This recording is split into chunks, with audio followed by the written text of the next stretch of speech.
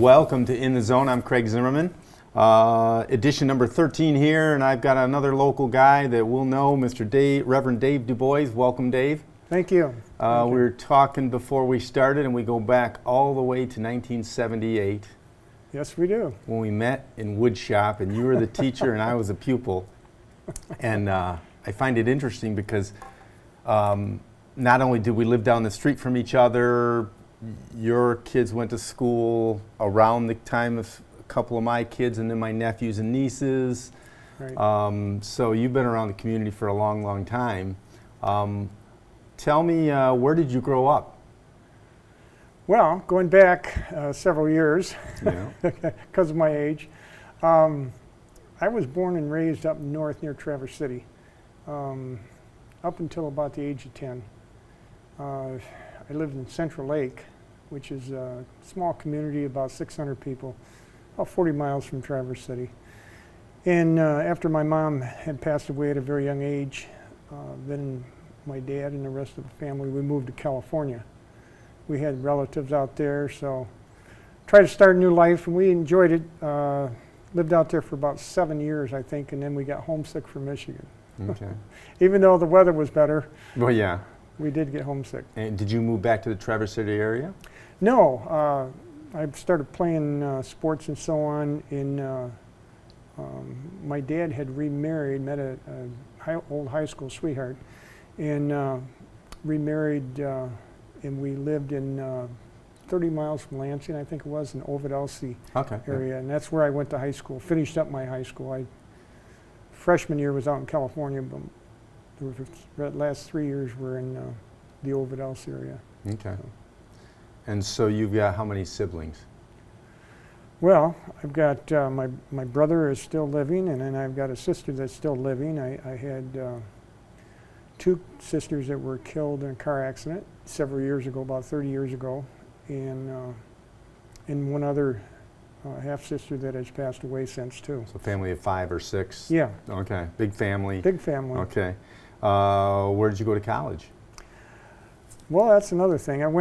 Did my undergrad, my first stint in college was at Central, and 4 years at Central. And then, oh gosh, after getting out of sports and stuff, did 2 masters, one at Eastern Michigan and one at Oakland University, and I started working on a doctorate, which I was just too busy with my family, but that was going to be through Michigan State. But then I just continued to take other classes as well. Okay. And so you came, was Moraine City High School your first teaching job? No, I taught about 5.5 years in Livonia Okay. public schools. I taught at Stevenson High School, Franklin High School, and at the time, my first one was Dickinson Junior High, but that was taken over by Catholic Central. Okay. That building had closed down, so that's where I started my coaching and teaching and so on. Now I can remember back in, say, 1978 when you came to town as a young teacher, Yes. young coach, Yeah. that it was sort of like, oh, this guy played baseball and he was pretty good at baseball, and I don't know if you played for the Tigers or a farm team, so tell us about that. Well, I was drafted in the 16th round, I think it was, and I started playing with the Detroit Tiger minor league team. I would be with them in spring training, and back when the oldies but goodies, I guess you could Yep. say, Bill Freehand, Mickey Lolich, and Norm Cash, and gosh, on and on and on. So did you Dick play with McCullough. them In in spring- Lakeland? In spring training. Sure. And then we would always get divided up, once the season started, Yep. and where they wanted us to go, whether it was single, double A, and so on. So I was with Detroit for approximately 4 years, and then I got picked up by St. Louis, and I was 1 year with them, and then I got released Okay. in the minor leagues. Pitching? Yes, as a Okay. pitcher. I think one of my claim to fame, which I loved, was the fact that I remember in spring training being able to sit down next to Stan Musial. Oh, wow. What an honor to be able to sit next to him. Yeah. You know. But yeah, a lot of experience, a lot of fun, a lot of. Minor league's not a. It's a hard life if you're married. Right. But if you're single, it's a great life. Now, were you married or? No, I was single at Okay. the time. Got engaged after I got released. What cities did you play in? Was it? Well, As far gosh, as the the home, Florida, was it Lakeland? Was it Toledo? it What was other- Florida State League. It was Okay. Midwest League, and then some AA and AAA, but just back and forth, up and down. Not too much with one team and another team.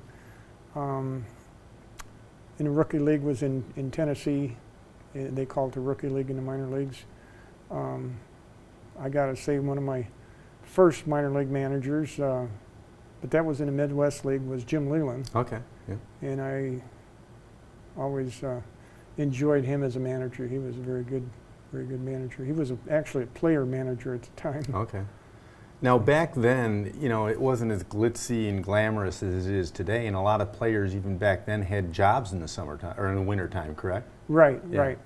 Yeah, minor league salary compared to a major league salary was a big gap, a Yeah. big difference. And they give you meal money for away games and different things like that. But, you know, it was a hard road to follow. Sure. Bus trips, not plane rides, but Right. bus trips, long bus rides. 9, 10, 12 hours in a bus. Yeah, you would have a ball game sometimes, and you'd have to get on the bus, like be ready to go at 11 o'clock at night, travel through the night, and sleep half the day, and then be ready for a ball game in the afternoon. So Right. it was 13, 14-hour bus rides sometimes. Okay. So not easy. So then, when you played in the minor leagues, was that before or after you went to college? It was kind of in the same time. I was supposed to play for Central. I had a scholarship at Central, and I signed right before I started my freshman year in college. And so Detroit had paid for my college, and so I ended up working out with a lot of the Central Michigan team.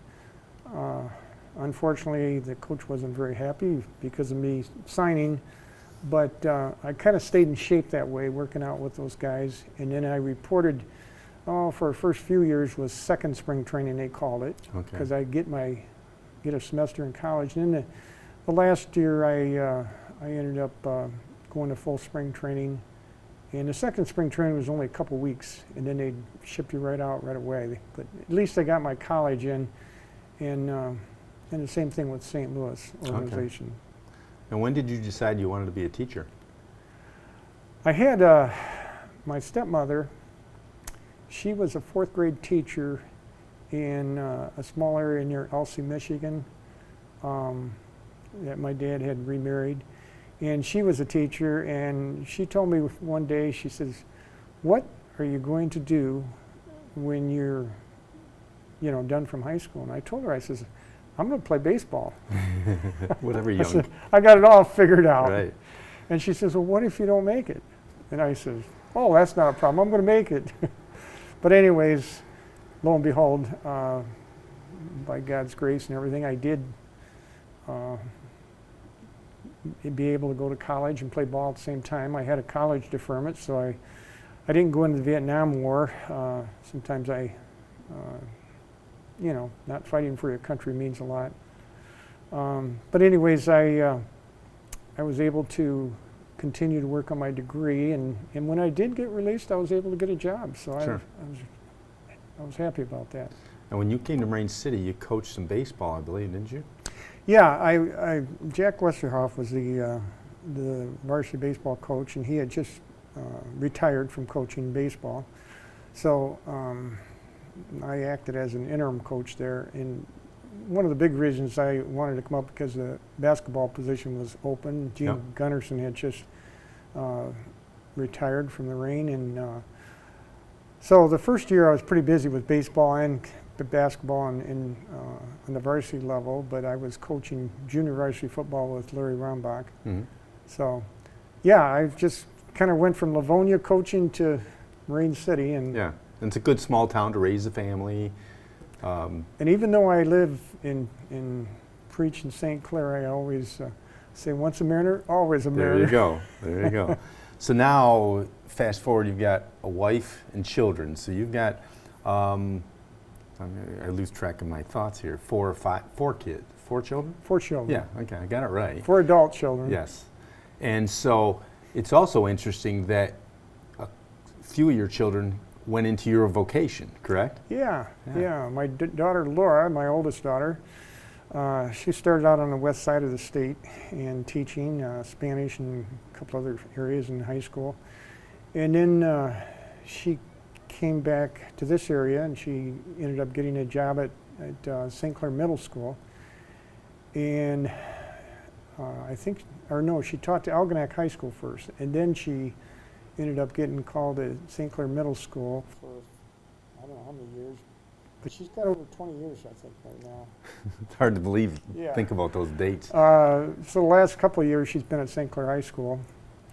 My son was in education in Florida. He was teaching for, I think, about 7 or 8 years, somewhere around there, or longer than that, about 10 years, I guess.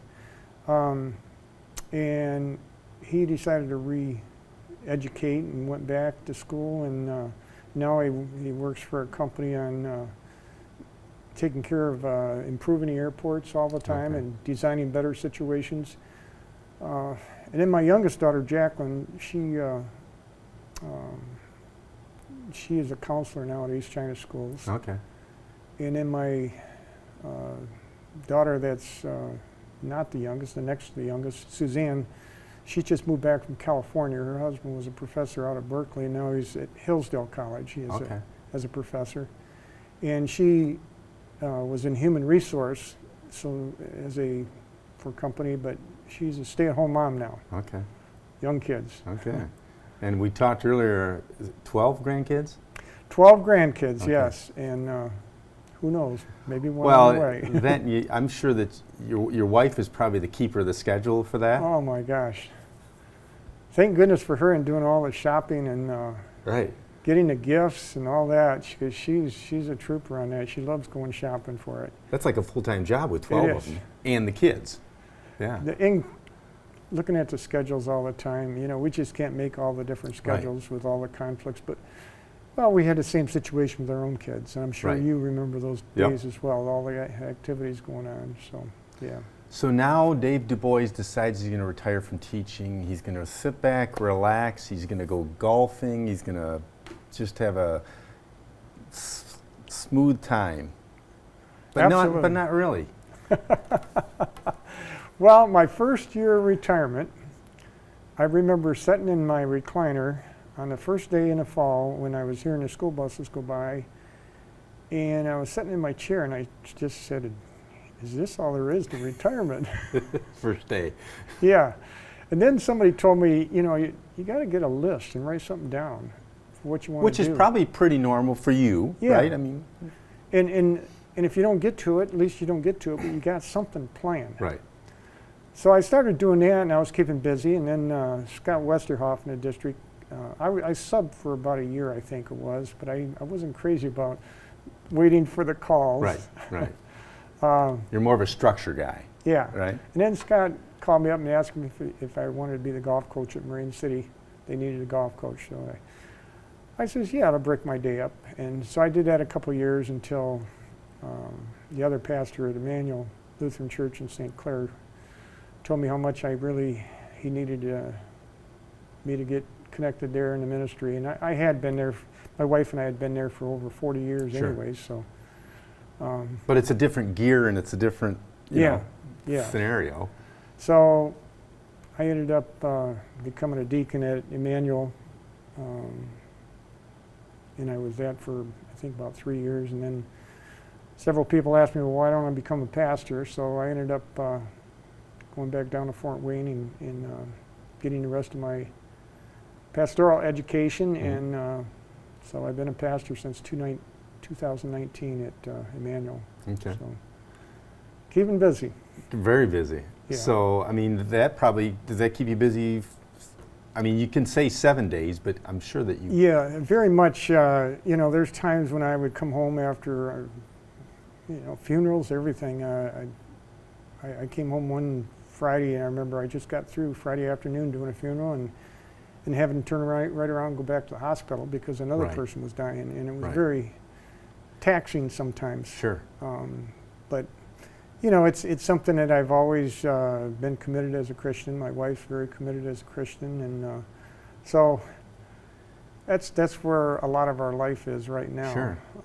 It's not the type of thing that as a teacher or as working for a company that at 5 o'clock it shuts down because if an emergency arises, Right. the phone rings, Right. could be any time of day. Yeah, I keep my phone available, and I get texts all the time from different people as Right. far as, you know, what to come up. I have a funeral tomorrow. I mean, it's one of those things. It's part of what you Right. call to do, and you do it. I didn't know whether I had it in me to learn Greek after being retired, but when I had to take my classes, I had to take a Greek class, and I wasn't too excited about that.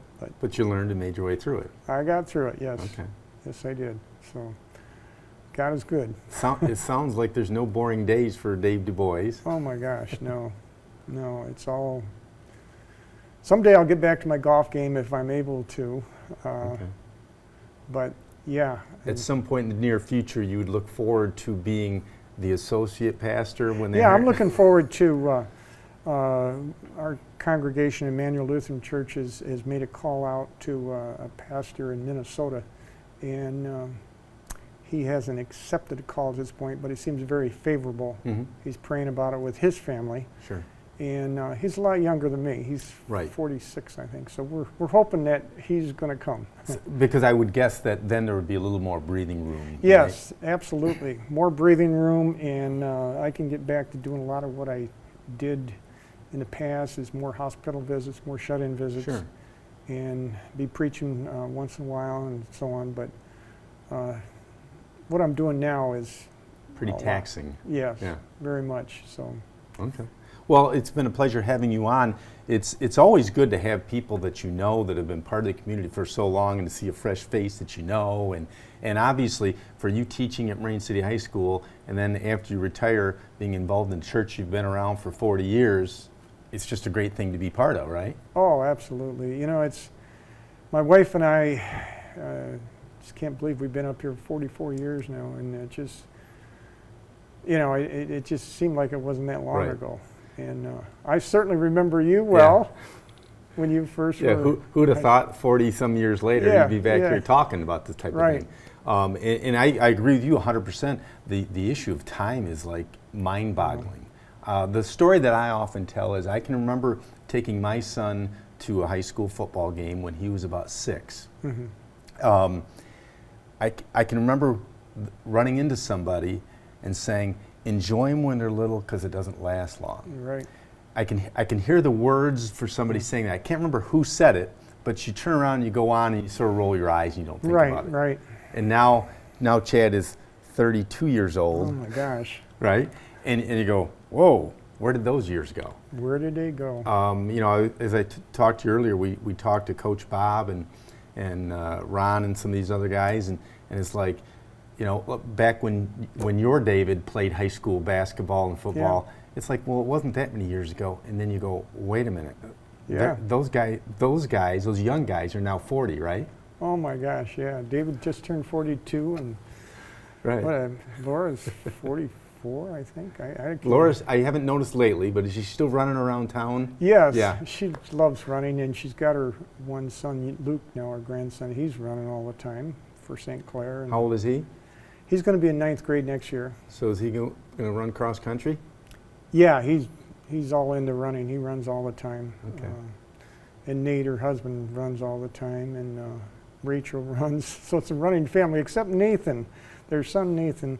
He's more of an academic person. Okay. He's in the swim team and golf team and soccer team. So he plays sports, but he's a smart kid, and he really enjoys the academics, all those wonderful AP classes. Well, and there's something different for everybody, Yeah. you know. So, well, glad you could come by. We'll have you again sometime in the future. Hopefully, when it curtails off a little bit, you got a little more time to breathe. Yeah. So we'll look forward to seeing you on the streets of St. Clair Marine City, maybe at an art fair or something like that, and enjoy life. Once I And as I always say, once a mariner, always a mariner. There you go. Thank you. Have a great day. Okay. Thanks.